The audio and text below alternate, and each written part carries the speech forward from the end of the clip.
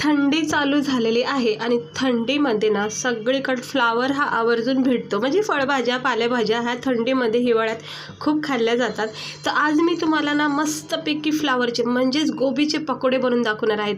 आलू पकोडे, आपण कांदा भजे सगळे खाल्लेत, पण गोबीचे पकोडे कधी खाल्लेत का?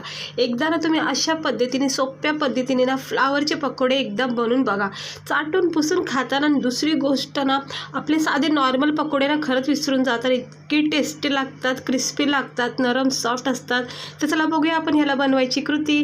तर मस्त फ्रेश असा हा फ्लावर घेऊन आलेला आहे. एक गड्डी असा पूर्ण घेऊन आले, पण एवढं काय करायचं नाही मला. ह्याला खालचा भाग कट केला. आपल्याला ह्याला थोडेसे पकोडे बनवायचे आहेत. व्हिडिओपुरते मी दाखवते तुम्हाला, आणि तुम्ही ह्याला भरपूर क्वांटिटीमध्ये पण बनवू शकता. हे बघा, असे मोठे मोठे ह्याचे पीस कट करायचे. म्हणजे आपल्याला ह्याला भज्यासारखं तळायचे, त्यामुळे ह्याचे मधोमध असे 2 भाग करायचे, एका असा फ्लावरचा. हे बघू शकता, मोठी साईज ठेवायची, बारीक अजिबात करायची नाही. असं मोठा एक फूल दिसलं पाहिजे. हे असं 2 भाग करायचे.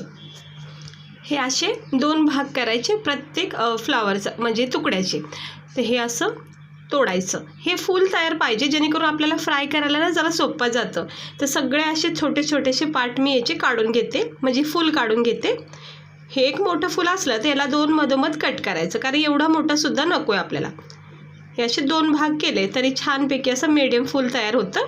तर आता मी हे सगळे म्हणजे जितके पाहिजे तितके मी हे कट करून घेतलेत. बघा, मोठ्या आकार केलेले आहेत, बारीक अजिबात ठेवले नाहीत. हे तळायला फ्राय करायला सोपे जातात. हे बघू शकता किती मस्त असे हे फुलं तयार झालेले आहेत.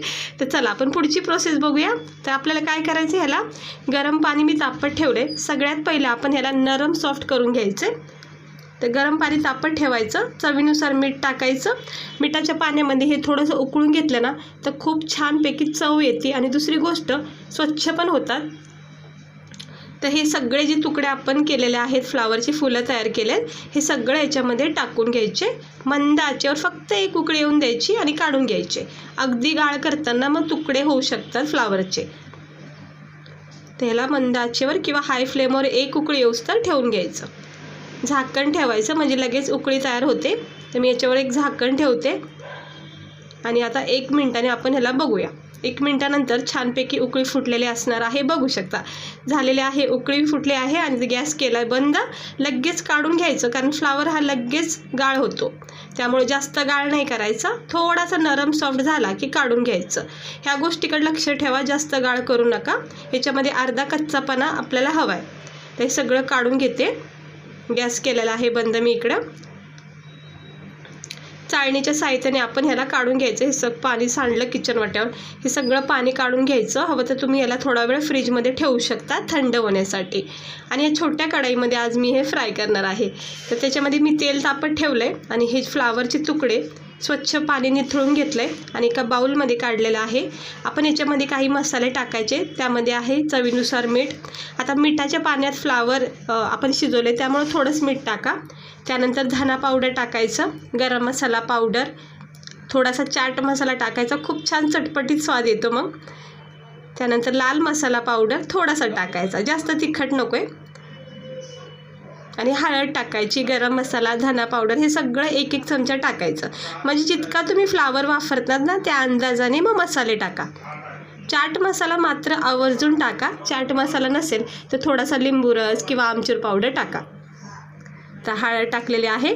आणि आता आपल्या पकोड्याला क्रिस्पीपणा येण्यासाठी आपण याच्यामध्ये टाकणार आहे 2 साहित्य.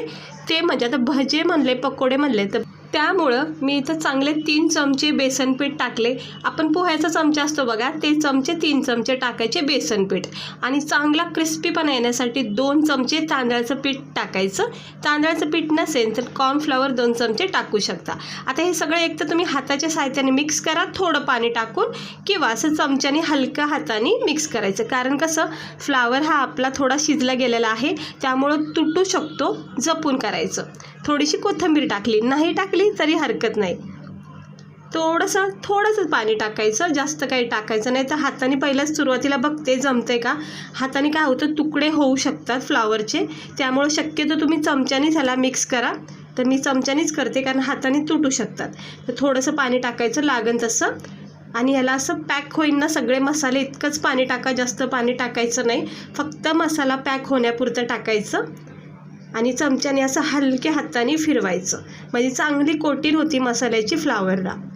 आणि याला 5 मिनटं जर वेळ दिला तर पूर्ण मसाले सेट होऊन जातील, बेसन पीठ वगैरे, आणि मग फ्राय करायला सोपं जातं. खूप छान टेस्टी असे हेल्दी पकोडे आहेत हे, नक्की ट्राय करून बघा. तर चांगली मसाल्याची कोटिंग झाली आहे, थोडा वेळ ठेवायचं किंवा लगेच जरी फ्राय केलं तरी हरकत नाही. तर गरम तेल झालेलं आहे, गॅस स्लो करायचा आणि एक एक फुलाची पाकळी घ्यायची किंवा एक एक फूल फ्लावरचं उचलायचं आणि अलगद सोडायचं. जास्त काही दाटसर नाही सोडायचं, थोडासा गॅप ठेवायचा, म्हणजे मोकळं चांगले फ्राय होतात. आणि हलक्याच हाताने याला आलटी पलटी करायचं, जोपर्यंत ह्याच्यामध्ये सुंदर असा कडकपणा होत नाही तोपर्यंत फ्राय करायचं, जशी आपण भाजी फ्राय करतो. वेगळं काही नाही आहे, फक्त फ्लावरचे करतो इतकाच फरक आहे. तर सगळे असे मी तेलामध्ये सोडून घेतलेत. फ्लावरचे जे फुलं आपण घेतलेत मसाल्यामध्ये डीप करून, ते सगळे फ्राय करायचे. कॅमेरा थोडा सेट होत नाही आहे, जेणेकरून तुम्हाला चांगलं दिसलं पाहिजे. आता चांगलं याला थोडा वेळ कडक होऊन द्यायचं, मंद आचेवर. लगेच घाई करायची नाही, पलटी करायची. थोडा याच्यामध्ये कडकपणा तयार झालेला दिसला की मग आपण याला पलटी करूया. तर आपण वेगवेगळ्या प्रकारचे पकोडे खातो ना, तर फ्लावरचे पकोडे ते एकदा नक्की ट्राय करून बघा, इतके भारी लागतात ना, टेस्टी लागतात. कॅमेरा काही सेट होत नाही. तर झालेलं आहे बघा, याच्यामध्ये किती सुंदर असा कडकपणा तयार झाला. आणि एकदा कडक झाले ना मग सोपं जातं फ्राय करायला. सुरुवातीला थोडं कसं ओला असतं, त्यामुळं घाई नाही करायची. असं हलक्या हाताने चमच्याच्या साहाय्याने याला प्रेमाने मस्त फ्राय करायचं आणि मग काढून घ्यायचं. जास्त पण काही कडक करायचं नाही, नाहीतर करपले जाऊ शकतात. तुम्ही जर मला पहिल्यांदा बघत असताल तर चॅनलला सबस्क्राईबर करा. व्हिडिओ आवडला असेल तर नक्की लाईक करा. तर झालेलं आहेत हे फ्राय आपले, मस्तपैकी सुंदर रंग आलेला आहे. पाहू शकता तुम्ही किती छान दिसतात हे आपले फ्लावरचे म्हणजेच गोबीचे पकोडे. तर ह्याला आता काढून घेते. हलक्याच हाताने मंद आचेवर फ्राय करायचं, हाय फ्लेम तर अजिबात करायची नाही. तर काढून घेते. बऱ्यापैकी असं कडक झालेले आहेत. तर हे काढून घेते. एक्स्ट्रा ऑइल सगळं निथळून घ्यायचं. आणि पाहू शकता किती मस्त आपले हे फ्लावरचे पकोडे तयार झालेले आहेत, खाण्यासाठी गरमागरम. सगळे काढून घेते आणि दुसरेसुद्धा टाकून घ्यायचे एका प्लेटमध्ये. जाळीवर काढायचे, टिश्यू पेपरवर लगेच काढू नका. जाळीवर पहिले सुरुवातीला काढायचे आणि मग टिश्यू पेपरवर तुम्ही ठेवू शकता, एक्स्ट्रा ऑइल निघाला. तर मी प्लेटमध्येच काढून घेतलं आहे. आता ह्या तेलामध्ये मी दुसरे पण टाकून घेते. आणि हे तेल उरलेलं वेस्ट नाही करायचं, भाजीला वापरू शकता, कारण हे आपलं मसाल्याचं तेल आहे. तर सेट केलेलं आहेत. अजून मी थोडेसे पकोडे याच्यामध्ये फ्लावरचे हे सुद्धा फ्राय करते आणि मग आपण प्लेटमध्ये सर्व करूया गरमागरम. सुंदर पकोडे आहेत, नक्की एकदा ट्राय करून बघा, काहीतरी वेगळं. तर झाले बघू शकता आपले गरमागरम हे गोबीचे पकोडे, किती भारी वाटतात बघा. कुठेही तुटला नाही आपला फ्लावरचा तुकडा, एकदम परफेक्ट झालेला आहे. आणि रंग बघू शकता, ह्याचा क्रिस्पीपणा तुम्ही बघू शकता किती भारी झालेला आहे. आणि पाहता क्षणी असं खायचं मन होतं, म्हणजे वेगळं काहीतरी खायला भेटलं की मनसुद्धा तृप्त होतं. तर थंडीच्या दिवसात गरमागरम चहासोबत तुम्ही असे पकोडे नक्की ट्राय करा, इतके भारी वाटतात. चटणी घ्यायची जी पण तुम्हाला आवडेल ती, किंवा केचपसोबत अप्रतिम लागतात. हिरवी खोबऱ्याची चटणी वगैरे बनवू शकता. आणि विशेष म्हणजे तुम्ही हे पोळीसोबतसुद्धा खाऊ शकता, एक फ्लावरची भाजी म्हणून सुद्धा. पण हे भजी आहेत, भाजी नाही. तर बघा किती मस्त, आतून नरम सॉफ्ट आणि वरून हा क्रिस्पीपणा, इतका छान वाटतो. मला वाटतं आपण कधीच असे हे फ्लावर फ्राय केलेले असतील कदाचित, तर नक्की ट्राय करून बघा, खूप भारी लागतात. बेसन पिठाची कोटिंग आहे, तांदळाच्या पिठाचा एक क्रिस्पीपणा याला भेटतो. तर खूप छान असा चटपटीत स्वाद आहे चाट मसाल्याचा. तर नक्की ट्राय करून बघा, खूप आवडीने खातात तुम्ही. तर ह्याच्यामध्ये एक कमी आहे ती म्हणजे कॅचअपची. आता कॅचअपसोबत तर पकोड्याची एक वेगळाच आनंद असतो. तो थोडासा मी कॅचअप सेट करते इकडं. हे बघा, असं गरमागरम पकोडे बनवायचे केचपसोबत, किंवा एक कडक चहाचा कप घ्यायचा थंडीमध्ये आणि हे असे पकोडे बनवायचे आणि गरमागरम स्वाद घ्यायचा. तर मी केचपसोबतच मला पकोडे आवडतात, कुठलेही असो.